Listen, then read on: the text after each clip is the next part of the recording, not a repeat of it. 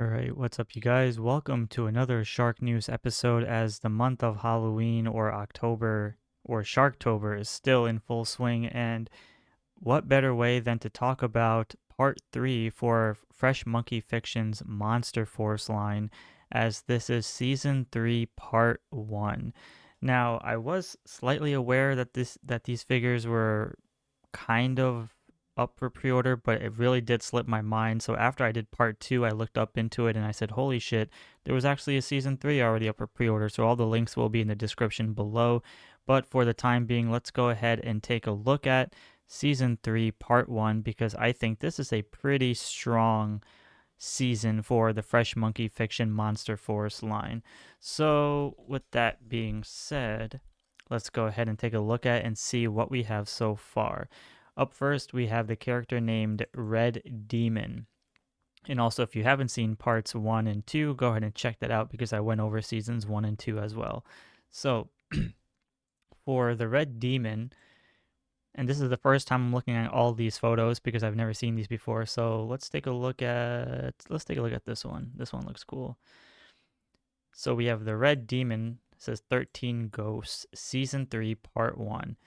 This definitely reminds me of the G.I. Joe classified Red Ninja figure, as it does have the Kabuki mask as well. And I love the horns, love the white eyes, love that armor piece, just love the actual um, slightly gi. I don't know what, yeah, I think it's called like the gi, and just the red and black camo patterns underneath with some stripes on the bottom. So that looks freaking insane. I love those Oni teeth that we see there. And just the overall design of it gives you that whole nice ninja samurai vibe. And I think there's a image of it showing it's the backpack somewhere. There we go. Look at that. Weapons looks freaking sick. Great detail, great design, great sculpting. The reds and blacks look all in unison. This is looks absolutely incredible. So for someone that's a big fan of like warriors and ninjas and samurais, this definitely fits right up my alley of collecting. So this looks great. I mean, he's got yellow horns, he's got some swirls there by the eyebrows, and it just looks very, very intimidating. So this is a really nice looking figure. I like it. All the links will all the links for the pre-orders will be available on my description below. Next, we have probably my favorite reveal of the entire wave, which is the ambassador of Rlyeh. I don't even know how you want to say it.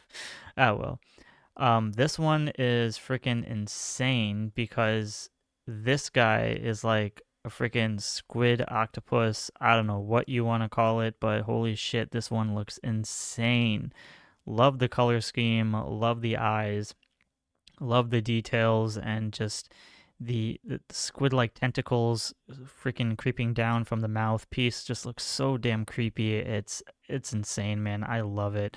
Perfect time for the Halloween, the Harbinger of Doom. So we've seen some other Harbinger figures coming out in different properties. So I'll be sure to talk about those in a future video. But um, look at that, man. That even though he does have the long, I guess you can say long coat and the greenish tones, um, it just looks so great. He's got the book as well. Got a little gargoyle in the background. One of the craziest things, aside from we can see this little piece of tentacles or squid-like hand things coming out of the book as well.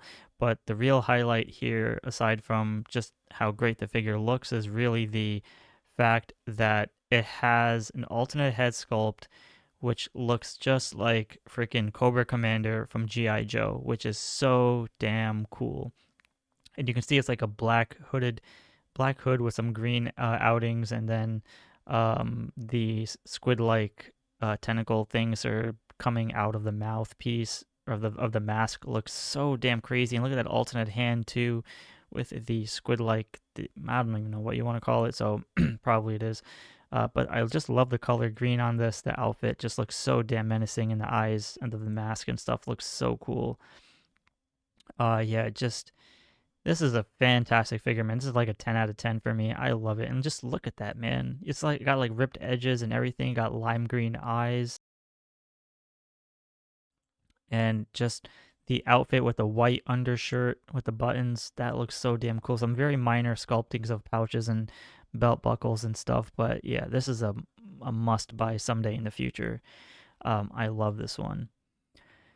Next, we have Mr. Legacy, aka the Historian, and this is a pretty decent one, although it's more on the simpler side, but I do like how he has a vest with a tie and a white undershirt, and he's got like gray dress pants and boots, dress shoes, so it's nothing too crazy, but he's got a staff, he's got a hood on with a blue facial or like a blue head sculpt, which is pretty decent. I mean, he is the historian, so um they don't have the other alternate head sculpt with the additional portrait, which is interesting, but he does come with the book and accessories, his little cane there, nice detailed cane, very on the simplistic minimalist side, but this could add some very interesting story lore to your Monster Force collection if you prefer to have it. So I like it. It's pretty decent.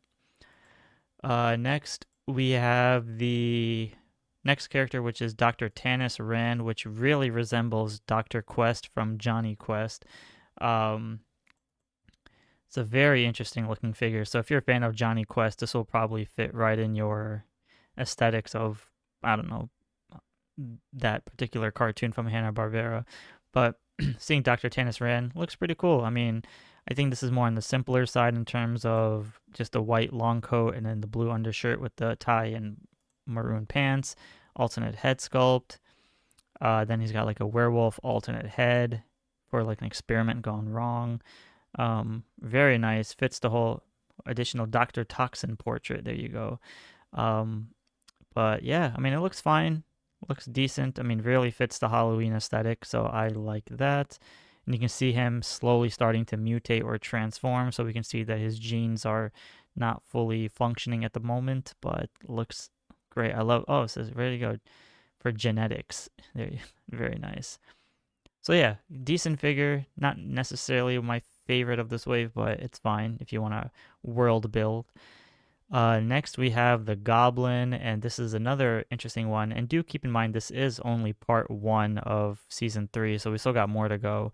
I love how it's mostly just an all standard figure in a black suit and white shirt and black tie, but highlight here is really just the bald head with the kabuki style mask and the Oni style teeth there as well with the green sword. Very, very nice for that matter. I like it. Nothing too much to say here other than it does come with an additional mouthpiece there or some other accessory piece. Not too sure, but otherwise, yeah, I mean, it's a pretty decent figure. I might want to use that green mouthpiece for something else, but the bald head, he's got some burnt edges on the side of the skull there on the left side. Really add some intimidation to it, and there are some other pieces there on the bottom. Not too sure what.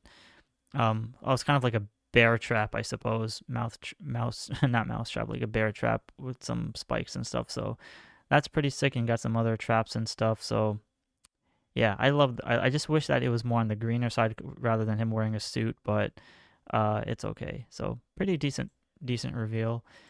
Next we have, or last but not least, we have Commander Gridiron, and this guy is kind of like the Deathstroke of the Monster Force era. So very familiar to Deathstroke. I love the head sculpt. I love the facial hair, the menacing features, and then you can see just, I think we've seen all these other sculptings before on the boots and knee pads and holsters and stuff, but I just love that additional rugged look to him, which makes him look like he's about to kick some ass. This is fantastic. I love it. It looks so great. I would definitely pre-order this one for sure. I mean, yeah, this looks sick.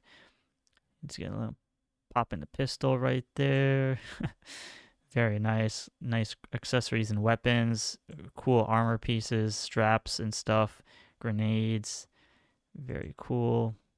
And yeah, otherwise, got a knife there. Good posing. And he's got an additional head sculpt called the Skull Crusher portrait, but they didn't use that in the official photo. So hopefully, maybe in part 2, I'll come back to part 1, and then we'll go over some of these other extra ones. But otherwise, very nice looking figures. So that was pretty much season 3, part 1. Really, really awesome, and I think it's such an incredible wave, and I can't wait for part 2. So with that being said, Let me know in the comments below what you think about this particular wave, and I'll talk to you all in the next episode. And I will have the links in the description below if you would like to pre-order it from Fresh Monkey Fiction's website or Big Bad Toy Store. So with that being said, thanks for watching, give a like and subscribe, and stay tuned for the next one.